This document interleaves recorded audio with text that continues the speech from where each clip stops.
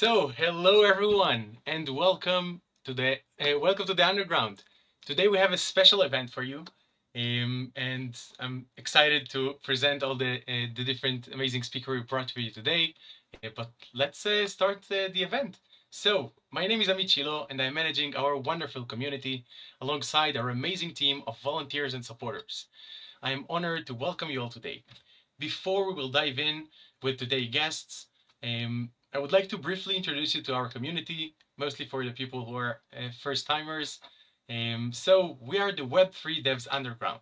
We're a community of developers and builders founded on open source values by Shaoli Rejwan and Roy Osherov.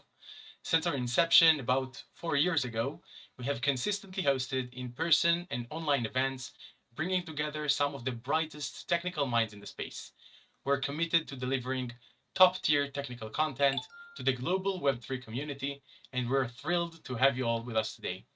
To stay in the loop for future events and updates, please join our main group on Telegram, where all the important stuff is happening. And I encourage you to follow and subscribe to all our platforms. We are live on Luma, Meetup.com, X, YouTube, LinkedIn, and soon more. You can find everything on our website at web3devs.org or by scanning the QR code on the top of the screen. And I would like to extend a special thanks to our community sponsor, MasterKey VC, an early stage venture capital firm focused on infrastructure and deep tech across the Web3 ecosystem. With a team of 16 world-class cryptographers and several technical experts, led by our managing partner, Shaoli Rejwan, MasterKey operates across all major crypto hubs. And now, without further ado, I would like to start our event for today and invite our speakers to the stage. So just a sec. Hello, everyone. Great to have you guys. And good to see you, Shaoli. Good to see you, Amit. How are you doing today? Well, good. Well, I'm excited for today, but why don't you start with like briefing us a little bit about what you're going to talk about today, what we're going to cover, and maybe a few words about each of you.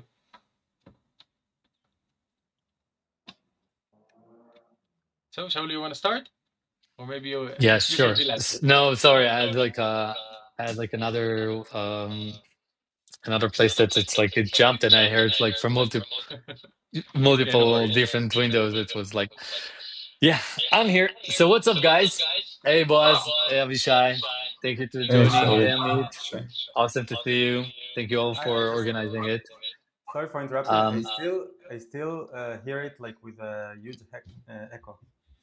We Is can it hear you really like not as strong, Avishai. Maybe if you okay? can. Let me fix it.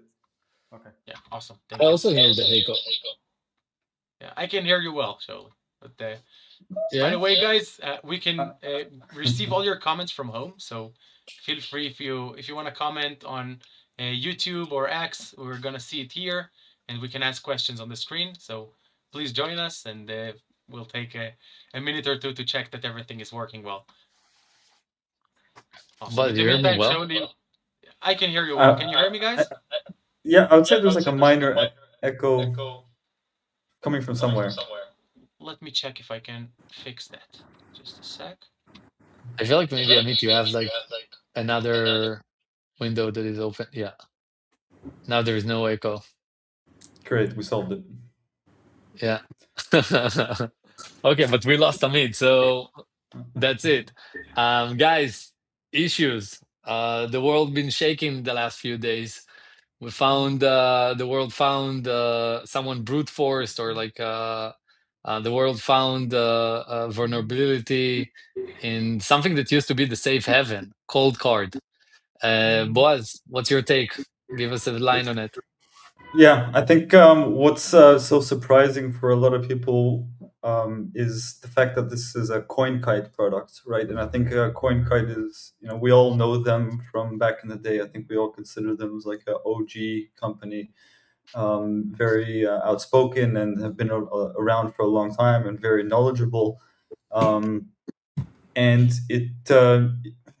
this really seems like a human error mistake, where something was overlooked at some point, and that something is, to be more specifically, there was a fallback in the code, instead of going to the hardware-based random number generator, it fell back into the software-based route, and that's what caused the keys to be generated with not enough entropy, essentially, not enough randomness.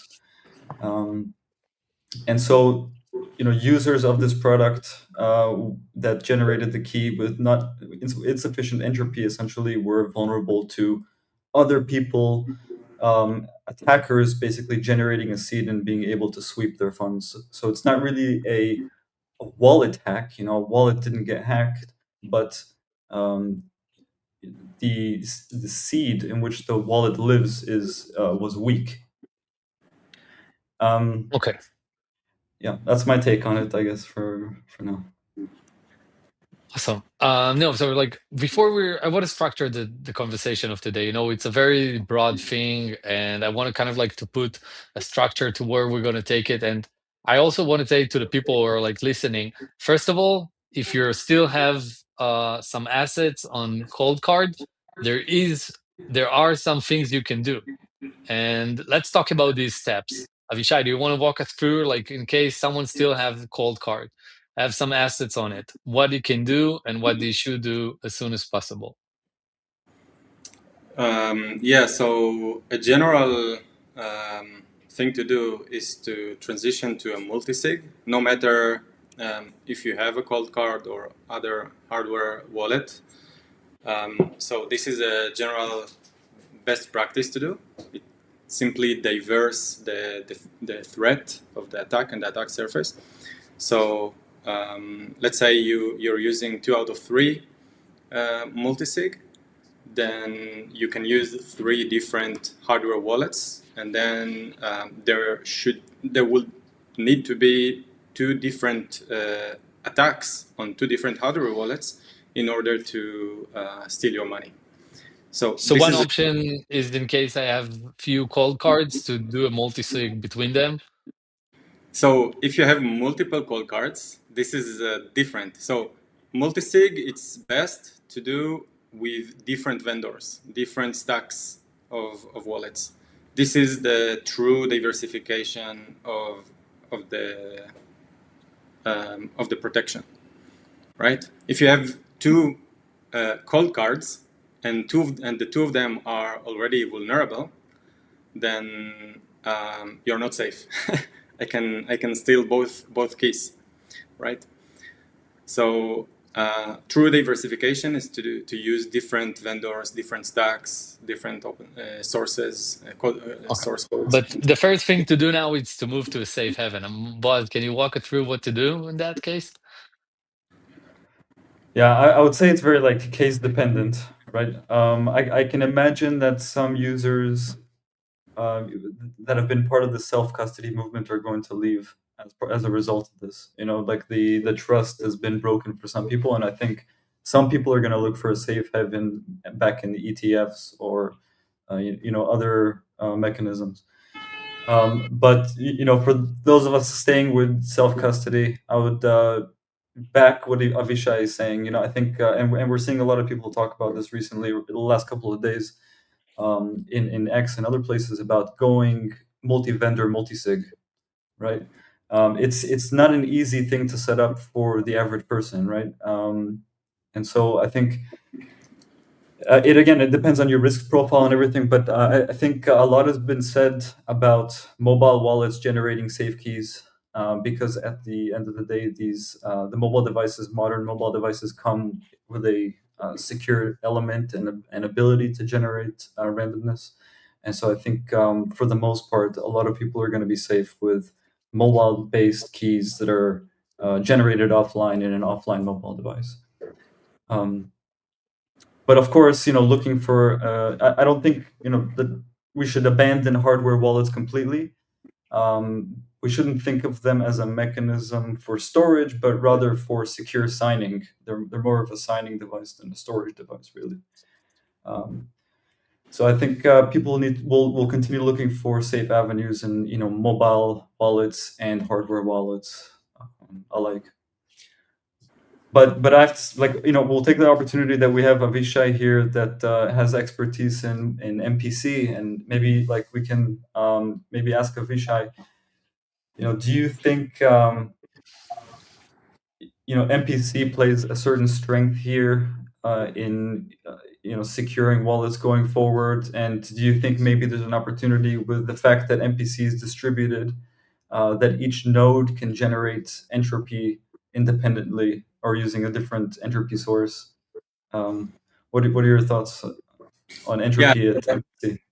that's a good question, and one of the alternatives that users of ColdCard had was to like do dice roll, right?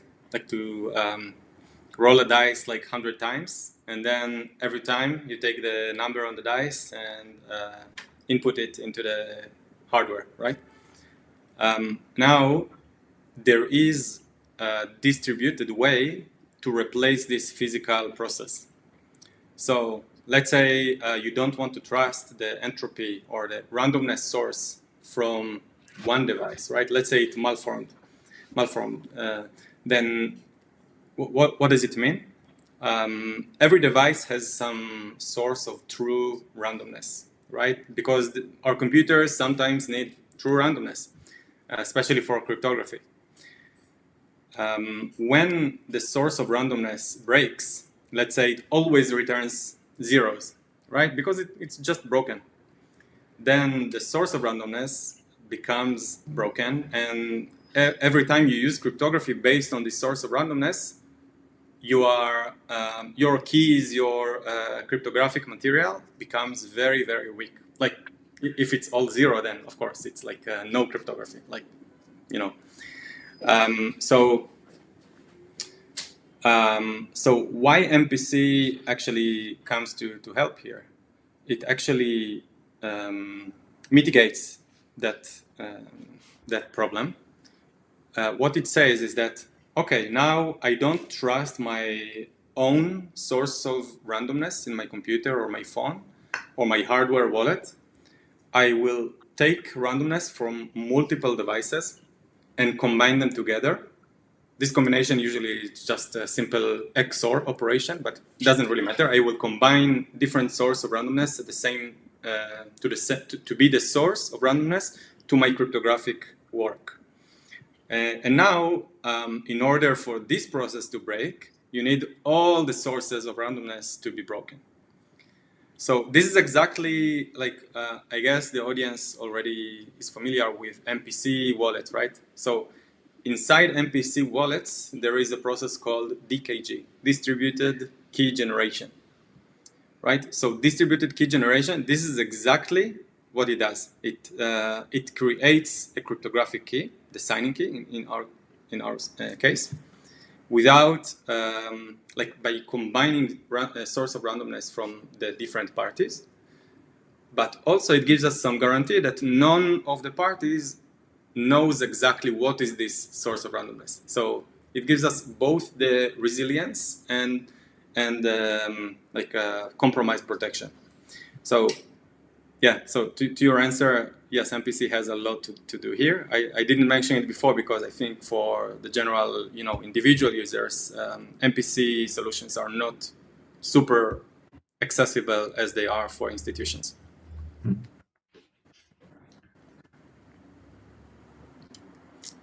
Very interesting. True. Thanks, Avishai. Yeah, like very interesting. So like I just want to make it clear that if a person will take now, let's say I have a cold card and I'm storing there some assets, and I still have these assets, means like the attacker still didn't find my seed. If I'm taking the same seed and put him in a new hardware wallet, I'm basically not doing anything, right? I need to generate new seeds in a new hardware wallet or a cold or hot wallet. Doesn't matter, just like a wallet that gives you the seed. These are like to be at least in the same probability or like the same risk that I was with the cold card. And yeah, Vishai, you definitely recommending on going on multi-sig. Do you have any platforms? Because like the average Joe, it's not that easy to multi-sig. Do you have any wallets or any specific platforms that you're recommending on using it? These days, you don't recommend anything. Too dangerous. It's a very local, what they recommended, and like with very temporary. degree of confidence, is to use multi-sig, diverse your protection to different vendors. This is the best protection you can get now. Ben Kaufman used to have a wallet that was that I can recommend. I'm pretty sure it's still an open source and could be used. Probably someone can run their agent to help them doing it. And if Ben wants people to use it, he's probably gonna tell you what's the prompt. But it's called Keeper, and that had a built-in multi-sig. So like you use Keeper and another hardware wallet or another cold hot wallet that you wanted to use. Boaz, what's your take from it? It's like let's walk us through. It's a very fundamental issue that was found, and Ledger also posted about it that no one really knows how they're generating the seed, and we're like as users are trusting them. What do you think about all this? It's like the randomness is becoming, it's like this is kind of like the very corner, like the very fundamental stones of cryptography, and we're even finding people doing bugs in these layers. So, what we can trust? Yeah, actually, Shaoli, I have a few slides put together on how people have been talking about entropy generation. So let me talk through those and kind of bring it back to the point that you mentioned on what people should do. So give me a second here. No worries. Share your screen in the meantime, Boaz. I'll make sure it's here on the screen. Okay. Can you see it? Okay, so I'm hearing an echo from you, Amit. There you go. Thanks. So a lot of people have been talking about the dice, right? And this user came up with this great meme. Like you have the hardware wallet, you've gone through the effort, you've purchased it, you've etched your seed into steel plates or whatnot. But at the end of the day, what could have saved you something so simple is a dice roll for generating your entropy and your seed. So going with a dice and a hardware wallet is, as strange as it sounds, it could be a legitimate way to go about it. And this is kind of like what it would look like if you found.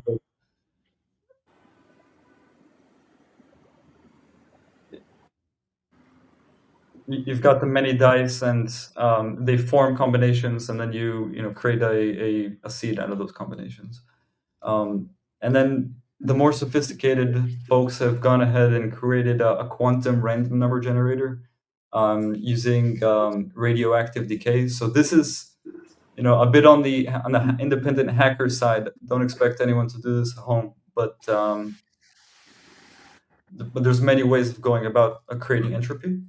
And I think a very famous common example everyone talks about is the lava lamps hanging in the Cloudflare offices around the world, where they have cameras pointing at these lava lamps to capture the different states and shapes that they're in and to form randomness out of that. And this technique was, of course, invented earlier on in the 90s and popularized through Cloudflare's usage. So that's the entropy presentation on different forms of how people are doing it. So I would say if you have a hardware wallet and you're generating your entropy in a random way, sufficient entropy, and you're signing transactions offline, then for the most part you should be good. But getting to that state takes a lot of effort and sophistication, and it's not for the everyday user. So I think for the everyday user, mobile wallets, multi-sig of some form is probably the answer. Yeah, I just want to add that all of those sources of entropy that you presented, they are all great, but they wouldn't prevent the incident, right? Because the incident was that they upgraded the software to actually degrade from a true random generation to a pseudo-random generation. True. So, very good point. What Very it good exactly point. mean? No. Stop. So, You said something. What it mean? So, I mean, the bug of ColdCard existed for, from what I heard from 21. Okay, so people were vulnerable from 2021. What they did back then, it was an upgrade to their source code, a PR to the source code that does a lot of things. And one of them was to change the path of randomness generation.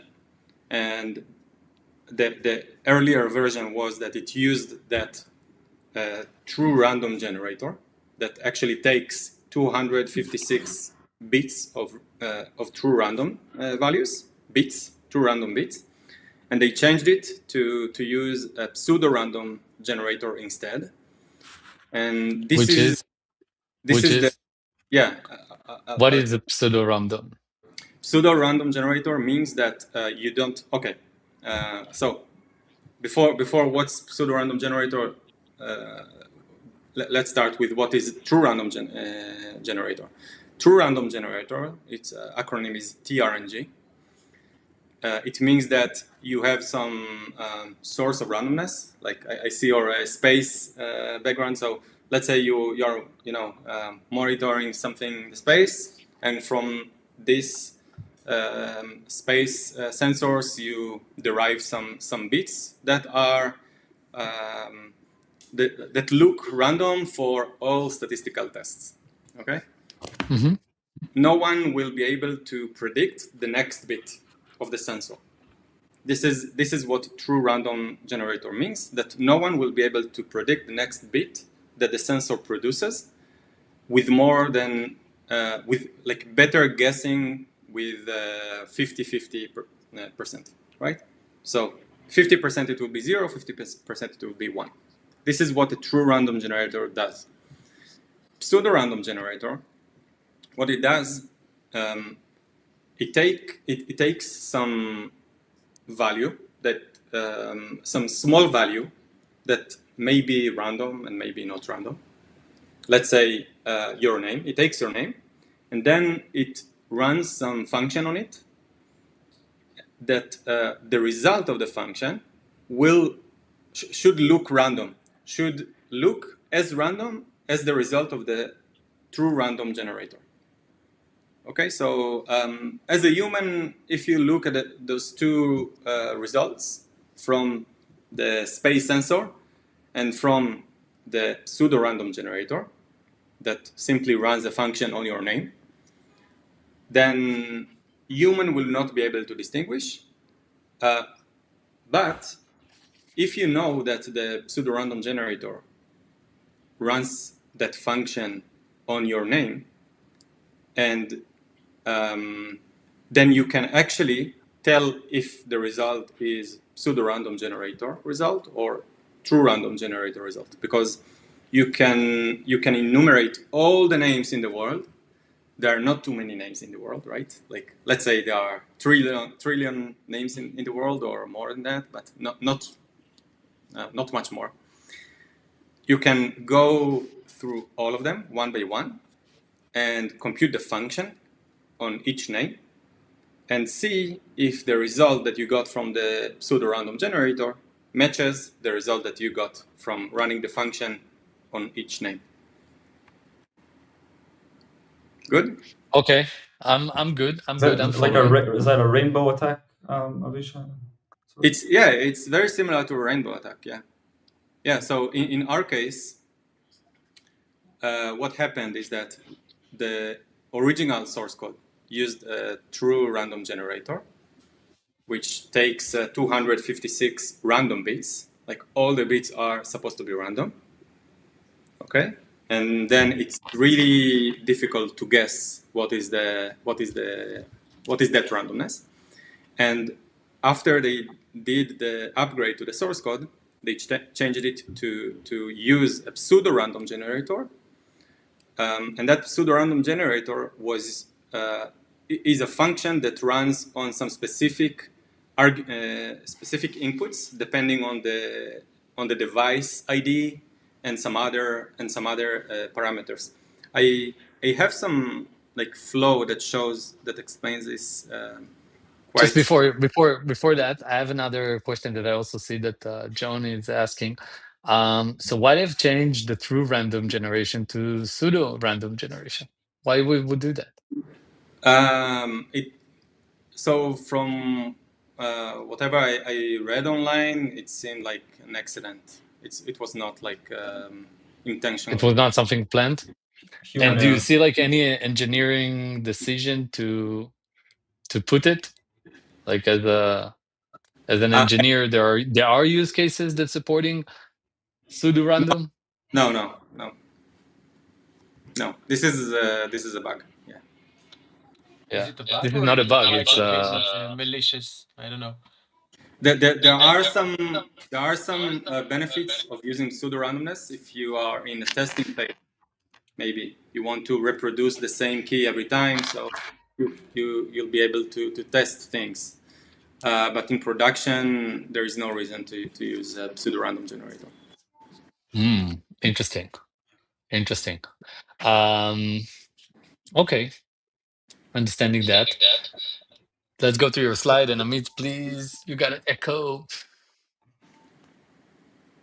Okay, I'll drop to not bother you, but I'll send you in the chat the questions once we have them. So good luck.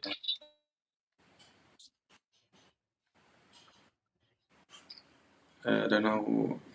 Do you see my screen? Not yet. I think Amit needs to bring it on stage.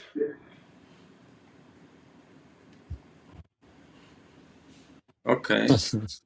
It's coming. Do you see this now? Now I There see it is. Yeah. Okay, so this might look frightening, but we'll go through it step by step. So the good path here is path A. Okay, so this is hardware true random generator. This is a hardware chip that produces random bits, and for generating a Bitcoin key, the first thing to do is to generate 256 bits. Okay, so this is the source of everything to generate a Bitcoin key. Those 256 bits are going to some box called conditioning. This is a simple box, which doesn't really matter for now, for this discussion. The result of this function is also 256 bits.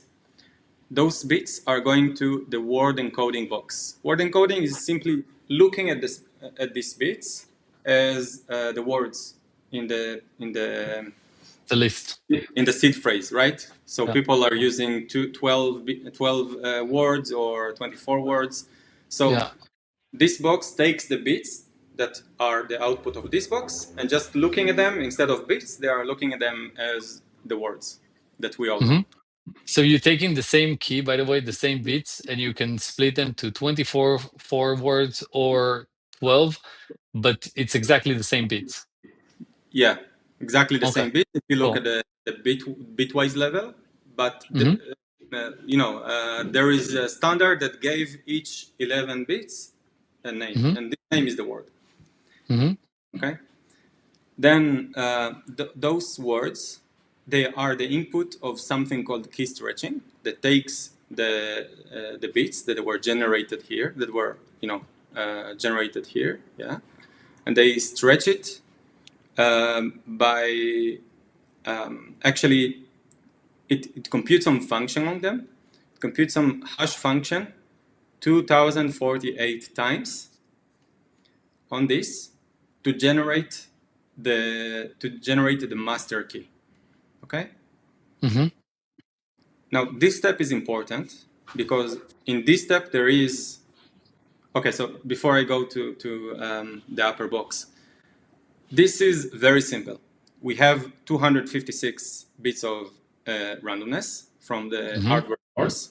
They are going to some function which does nothing that we care about right now. Then they are going to the word encoding, which also does nothing, just looking at the bits differently. Then they are going to another function that runs a hash function many times on those bits. And the result of this function runs many times on those bits is the master key. Okay? From this master key, everything, all your keys, all your keys are future public keys. Yeah, all your future public keys are derived from this master key. So once you know this master key, you can know everything. Now there is an important step here that hardware wallets and actually standards also mention, is that there is an optional passphrase. You can pick your password and input it to this phase. So this phase will not run only on the bits that were output here. It will take into account your password as well.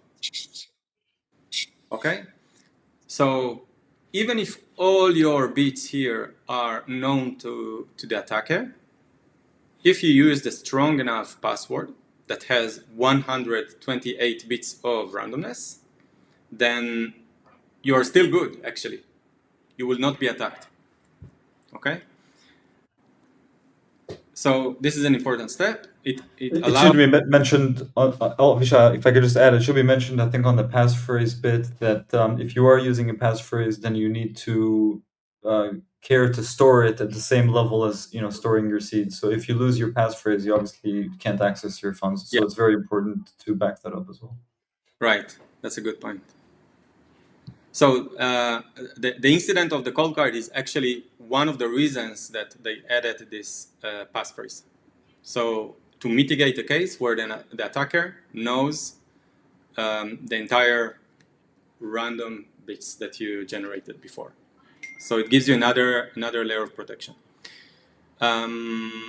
Okay, so this is the good path, right? That the RNG hardware chip actually works. What actually happened in ColdCard is that this one was, bypassed. Actually, another snippet of code ran, and this is path B. So, Shauli, this is actually explains what is pseudo-random generator with actual parameters. So instead of generating random bits that are true random bits, the device generated 256 bits that are not random from some source of randomness. The result is a function, like a hash function, on these parameters that you see here. So there was the chip serial number, processor tick counter, clock, the time of the day. So basically, what are the amount of options? Because let's say when we're talking about, it's definitely shrink the amount of options that like a regular seed is being generated. But can you tell us like what is the proportional? So if I remember correctly, in one like to hit one seed, you need it's a number with 83 zeros, something like that, if I remember correctly. So even less. So it's written here exactly. So if you look at the parameters, then you see chip serial number. Everyone knows chip serial number because it's public. So it adds no randomness, 0 bits of randomness. Okay. Then you have processor tick counter. This is something you have to guess, right? So processor tick counter is from the time the processor launched until now. It always counts ticks. Ticks is a physical event in the hardware, so it counts ticks. So here you have some number to guess. It gives you 16.3 bits. Then you have the time of the day, which also gives you some more bits of randomness. You have to guess them. And then the subsecond of the current second, right? Which subsecond is it? Another 8 bits. Then the library owns constants. These are some numbers that if you look at the source code in GitHub, these are the numbers, but the source is open source, right? So everyone have them. So there is nothing to guess, actually. You know them for sure. So it gives you 0 bits. So if you sum up all of this, it gives you around 40 bits of randomness. And 40 bits of randomness is nothing for security. Because in order to break this, you need to do an exhaustive search for all those 40 bits, and you can do this one by one. Like it takes you worst case 2 to the power of 40. It's really a low Okay. number. So when we're just like to understand, so when we're talking about the difference between 40 bits to 256 bits, it's not linear, it's exponential. And what are the differences we're talking about? Can you give us a scale between them?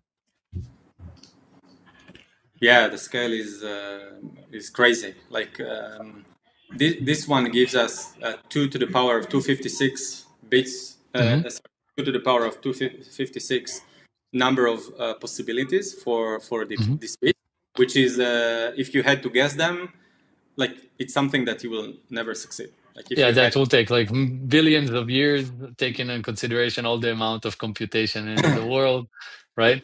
And 40 bits, 40 what's the bits. compute power that I will need to brute force it? Let's say that a normal computer can do like strong enough computer can do around 2 to the 30 bits of computation. 2 to the 30 An hour? In a second even. So Oh, wow. yeah, so 2 to the 40 is about 1,000 times of that. So 1,000 seconds, it's like really Every try. Yeah. like 15 minutes, right? Yeah, no, and that you're talking about on like a personal computer. If Yeah, I'm normal. running some GPUs, Yeah. we're talking about seconds, minutes, or definitely the stronger versions. Or fleet, I can try basically all the options and to cover them in few days. Interesting. So you still feel people still have something to do these days? We're talking about like almost a week after it started to roll out. How long is it going to still take until an attacker will try all the possibilities? So I believe in this this box, attackers already did the exhaustive search and they like checked all the possibilities. But sometimes, many times actually, people are adding passphrase, which mitigates the attack. So passphrase makes the attack harder. Now, what I mentioned before, that passphrase may add up to 128 bits. It's like an optimistic, way to think about it. Assumption, because you believe that people use the old 8 numbers instead, and some people are sometimes using only 4 numbers, and some people are using 6.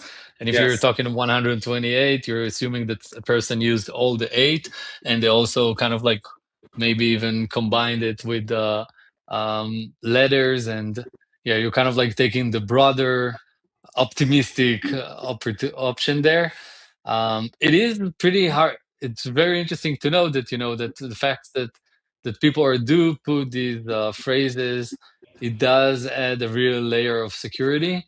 On the other hand, we all understand that if you have an issue with the seed, um, yeah.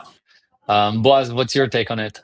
I have read one account in the last day or so of a user that used a passphrase and was a victim of the attack. But it turns out that their passphrase was a single word or something like that.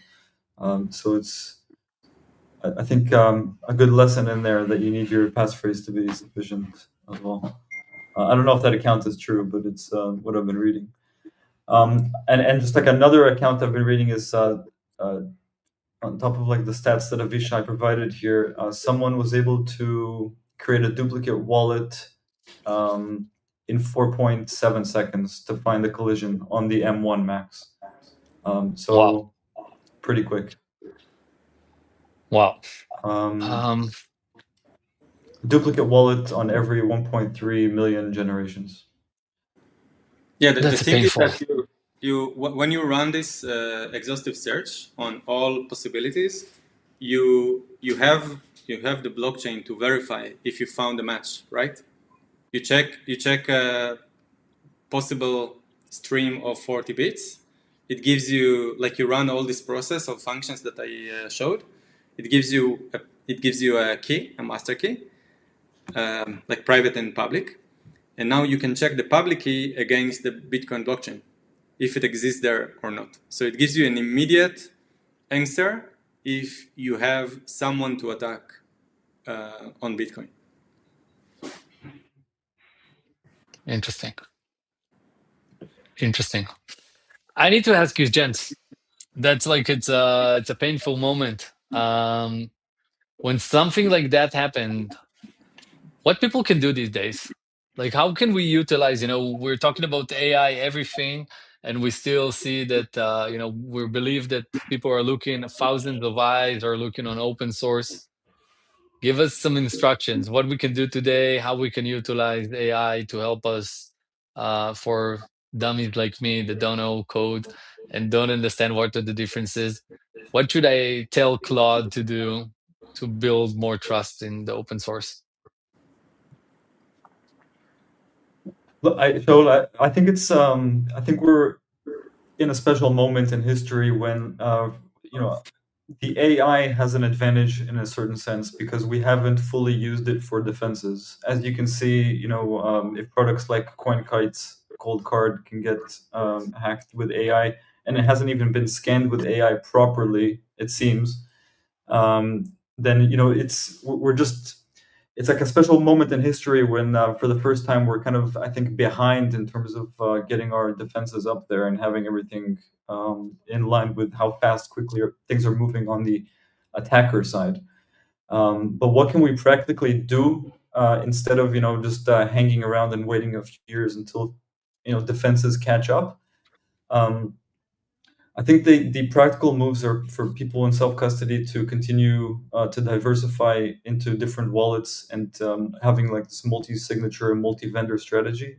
Although, there's it should be mentioned that ColdCard isn't the only wallet that had this entropy issue.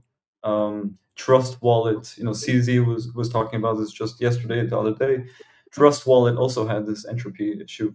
And it's a huge wallet with millions of users. Thankfully, they recovered from that and were able to patch that early on. But what can we as users, with all these bugs happening everywhere, I think multi-vendor strategy is probably reasonable at this point. Avishai? Yeah, so I think for like really sensitive information or Bitcoin and funds, I think I would request what I call continuous auditing by the most capable AIs. So I've heard this idea that there should be a place where you can see like a panel of AIs, different models that continuously like check source code of a project and all the dependencies of this project. And this will give you more confidence. These days, there are still, the manual auditors and audit firms that take this role and give you the stamp in the end. But it shifts toward, even they are using more and more the AIs to find more delicate issues and findings. Something that I do for my own stuff when I create something, some code base, especially if this code base is open to other users, like colleagues, family, and stuff like that, is that I always ask the AI to take the best skill for security audit that it can find and run it on the source and even on the end-to-end deployment. So I always do this no matter what I develop. So I think this is another practice. Yeah, but here I'm saying something else. It's like in the end of the day, and I'm not really sure that what is the capabilities for AI to do it, or like probably it's capable, but you need like to be more advanced user to be able to do something like learning in that case that it was not a bug in the software, it was in the architecture. That basically, as you said, they used the wrong randomness, and it's not really sure that the person or like the team that were involved there that actually understood what is that cryptography. They used a black box and just connected that black box, right? It's like it's not something that they developed internally. And people are doing these type of things, and we're talking about self-custodian. Yesterday was another event that was published yesterday or 2 days ago about another people that were kidnapped in France for 72 hours or something like that. Got their Bitcoin or their digital assets got stolen. Um, is it worth it? What's going on? It's like what's happening in this that stress test that is happening around the industry? We have to, as bad as it is, we should also remember that it's not only exclusive to crypto. Issues happen in the financial system as well. People get scammed in the normal financial system. I was just remembering the other day, many years ago, when I paid an invoice that was sent to me fraudulently, and I couldn't get it back, and things like that. You the issues are it's not exclusive to crypto. It's just that crypto has certain issues that we're learning from, I think, as an industry and growing, and it's painful it's painful, this growth, but it does lead to better products and better implementations and stronger solutions overall at the end. I'm with you. I'm with you. When I like thinking about the early days of the wild, wild west when they started using gold, people used to mug each other, and then you started saving with banks, right? So the world found some solution, and of course, people will develop things. And Avishai, you wanted to add something? Yeah, I just wanted to add something related to what Boaz said about crypto. I think this is crypto, the entire crypto solutions and projects, they are the canary for the entire industry, because in crypto, a bug or a vulnerability directly translates to theft Loss of of funds. fun. So this is the best place for attackers to search for such attacks. Yeah, no, it's true to all of the industry. By the way, you can see also the amount of cyber attacks on banks. They went dramatically lower since crypto ecosystem is exist. Exactly as you say, when you're hacking into the system or you being able to go in, you go directly to the gold. By the way, you showed today what was the track of the hacker or the attacker. Do you want to go over it? Yeah, I do have that. Yeah, we can take a So look at that's it. pretty fascinating, right? It's like we saw that he was doing some exchanges. He converted Bitcoin to Ethereum, or like walk us through what a person did with all these Bitcoins.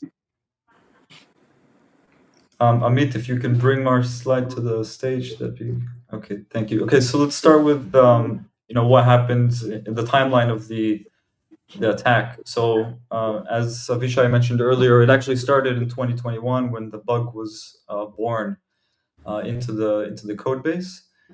In May 2025, a core dev, James O'Byrne, hope I'm saying that right, flags the issue, and in just now a couple of weeks ago, the block engineering team kind of raised the flag and disclosed it to ColdCards and made it more public. And then just in the 31st of July, the sweeps started happening, and I think we crossed 100 million a couple of days later, just as the CoinKite was shipping out the fix. And then losses continued to happen throughout, and then I think what's interesting is just like yesterday or today, I've been reading that copycats have been starting to pile on. So they've realized that the vulnerability there might be some still space to search for seeds that haven't been found, or maybe passphrases that haven't been tried. But as you were saying, Shirley, what's interesting to see is that the actor probably swept everything in advance and researched which wallets were worthwhile to sweep first, because Chainalysis provided a chart here where we could see that the highest value wallets swept first, and then lower value wallets swept later on. Interesting. Yeah, this is the So if I understand sweepers, the correctly, copycats. they basically gained access to all these wallets before they started to drawing all of them together. Yeah, it seems like they were prepared and did some analysis Interesting. first before the sweeping. What's the timeline? I find it very hard to see here the times. So it's like in 45, these are like 5-minute gaps, right? Yeah. Yeah. So most of these transactions went even the same block, and they Super waited quick. they waited in the mempool. And interesting. Do you know what's the average fees, or like what other things we can learn about that? I don't have stats on that, but I did read somewhere that they were using replaced by fee transactions, and I think one user was able to. Oh, really? To save himself. Yes, they were able to kind of like trick the hacker by sending a transaction to themselves with a higher fee and utilizing the replaced by fee, which is a funny incident. No, that's the kind of like the only thing you can do in that situation. It's to front run from your own wallet, because in this case someone else gained the seed. Just for the audience, for the people who don't know about that, in case you have the same seed implemented in two wallets at the same time, and both wallets are sending transactions to the network, the one with the higher fee probably going to be taken first, and that's why their transaction will be added to the block first, and that's how one can front run the other. Interesting. Very interesting data. So you guys thinking that it's not going to take much longer, or like the end of cold card hack is behind us? We're not going to hear many more wallets being drawn in the next few weeks or months, right? Yeah, I believe it will be quickly diminish. Yeah, I think the honeypot was already taken. Yeah, I think what's left is surely probably the folks that haven't found out that they've been hacked yet. The people that are not so close to what's happening in crypto, or have forgot about their cold card, or on vacation or something, and they're gonna come back in a couple of weeks, or maybe like later on this year, and realize that something happened. So I think that's still probably the hack is behind us, but the victims are still TBD. Do you guys know what was the the distribution of ColdCard in our communities? Like, for example, in Israel, because I don't know anyone with ColdCard.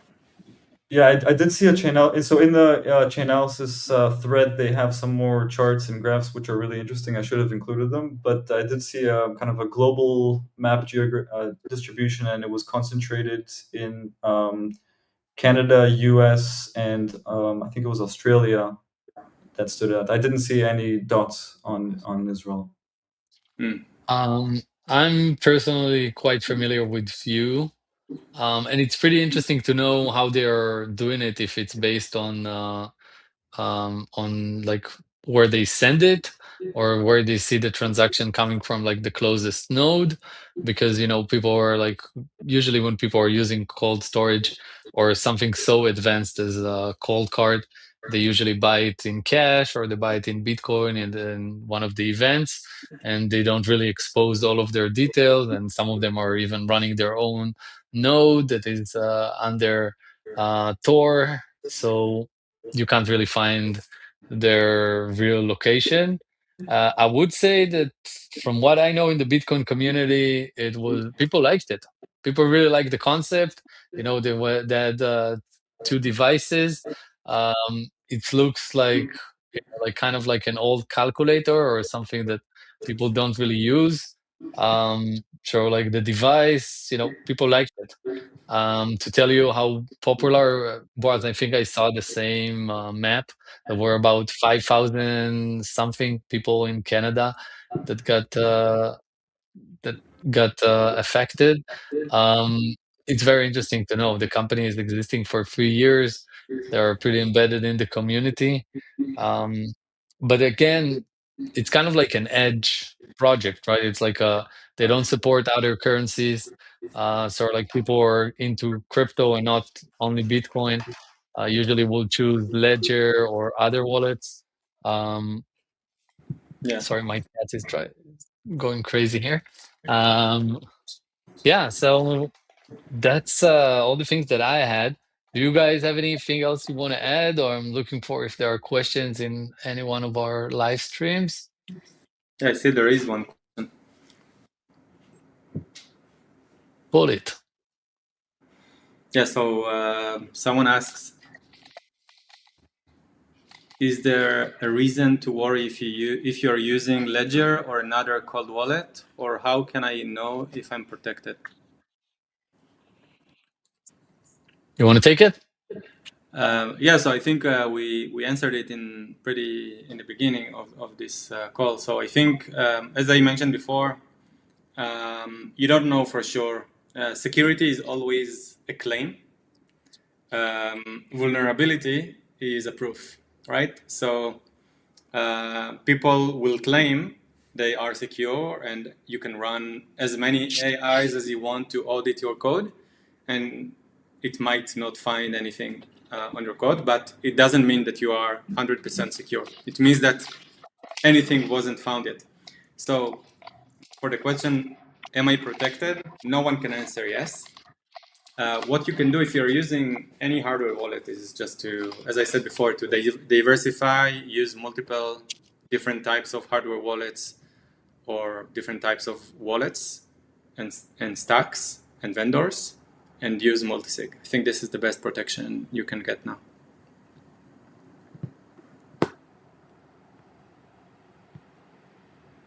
I'm with you.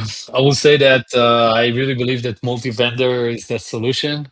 Also, if people are not sophisticated enough to do a multi-sig, still, if you kind of like diversify some of your assets, you keeping in Ledger or Trezor or other known hardware wallets, you're still going to be quite safe. I also believe that if you're going to go on the most common best practices, sort of like known wallets and known brands, but in the end of the day, we understand also that it's important to check the code and to ask like someone professional to look on all the very small things, small details. And maybe one day these things will be solved. But until then, attackers will take advantage. Yeah. And let's see. Amit said that there are a few more questions. Amit, you want to jump here, back up? Yeah, no worries. I just read them because for some reason they just got disconnected from the platform. So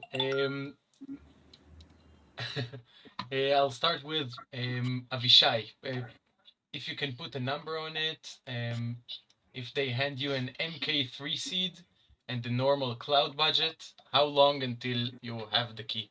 I think you already touched this, but Yeah, I think the MK3 was the version that was most vulnerable, if I'm not wrong. I don't remember exactly the...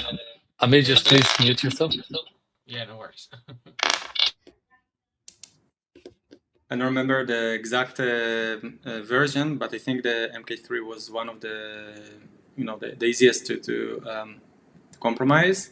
And as I showed, it can, like, the security that you get from it is 40 bits of security, which you can break in a very short time, like 15 minutes. Boaz said that it can take you less than a minute this is what it takes, actually.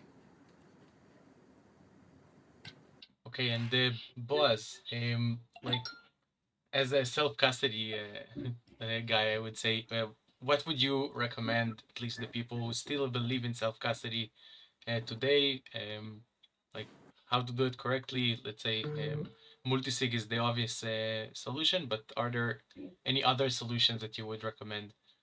Or how would you It's change hard. this? It's hard to recommend solutions at this point in time. But I would say that not putting everything in one basket is probably right. And I think we'll probably see more and more like this trend of diversification probably begin now.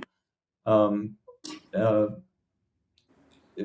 Going from multi-sig, multi-vendor is a bit complicated. I don't think there's any good UX for it today, at least that I'm aware of. But I think maybe we'll see more solutions developed in this space as a result of this event. And of course, I'm a big proponent of paper, but it's you can't generate entropy on paper. You need to generate entropy somewhere. Yeah, I'm sorry if it's not a good clean answer saying I recommend XYZ, but it's more of a philosophy that I'm recommending rather than a specific solution or a vendor. Okay, awesome. So just one note from each of you before we finish. Like what we get, like a short summary from each of you, if you can give us in few words. Go ahead, Bob. I would say like it's kind of a tragic event for the Bitcoin community, specifically for the Bitcoin community, because it was very heavy on Bitcoin users. I think it was a Bitcoin only wallet, if I'm not mistaken. And it's a tragic event for the company as well. I mean, ColdCard was a long-standing company in the industry with many products and I think really good intentions. And I can't imagine the nightmare that they are living through right now, having to deal with this, and having created, caused so much pain to so many people, which I'm sure was not their intention. So, but of course, we as a community will get better as a result. But it's painful for sure. It's definitely painful. Yeah, I think it also put some stain on a reputation of the crypto industry for people that are coming from somewhat outside or from the border and inspecting it. We know that these types of vulnerabilities can happen, and I'm sure they will keep happening. Every time something like this happens, we as a community or the industry in general are looking on all of the projects at the same vertical or that are solving the same thing and start to audit them like intensively. But there is always something else that we overlooked and will be hacked one day, right? So I believe this will keep happening, and we should not get to take it too much to our heart. Of course, there are people that got hurt from this, and this is very sad. I will add to that in the end of the day, it's a test. Like it's very early.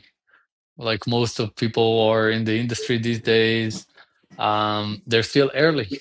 It's still very early, and all the mistakes, all the things that we're learning now, they're still way cheaper than what they will be in a few years. When you're looking on Mount Gox that was hacked in 2013, back then it was so much money. Today, if you're counting the same amount of almost million Bitcoin, it's so much more money. So the pain will come. There is more room for it. It's probably will come more if we want or not. I do wish that sometimes these levels will not happen. When one of the painful parts is like when there is the bug in the cryptography, it's also very, very scalable. It's like in all of the units. It's not just like a specific batch that was produced. It's not just like a specific batch that was updated or didn't update for the code. It's something that is just like just like spreading like a fire, and moving really fast. And we saw here the analysis that was shared, and the data that Avishai shared that I was not aware of. And it is a painful situation. I just hope that we will learn from these mistakes and will come with better solutions. And you know, when we were talking, is like you and me, Amit, and we were talking, and we see like other projects, and also Boaz is working in that space.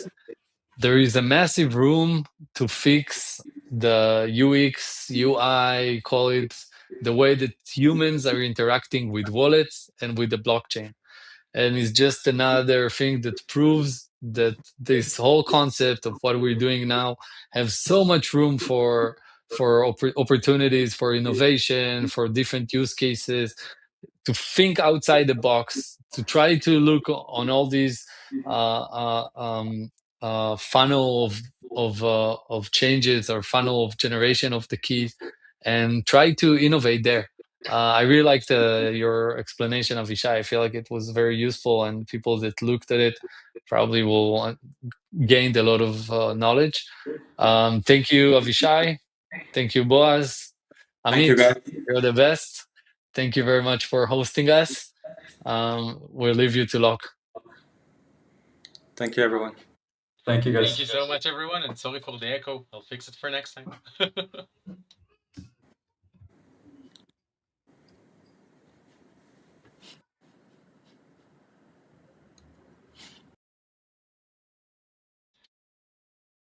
So I hope now that you can all hear me well.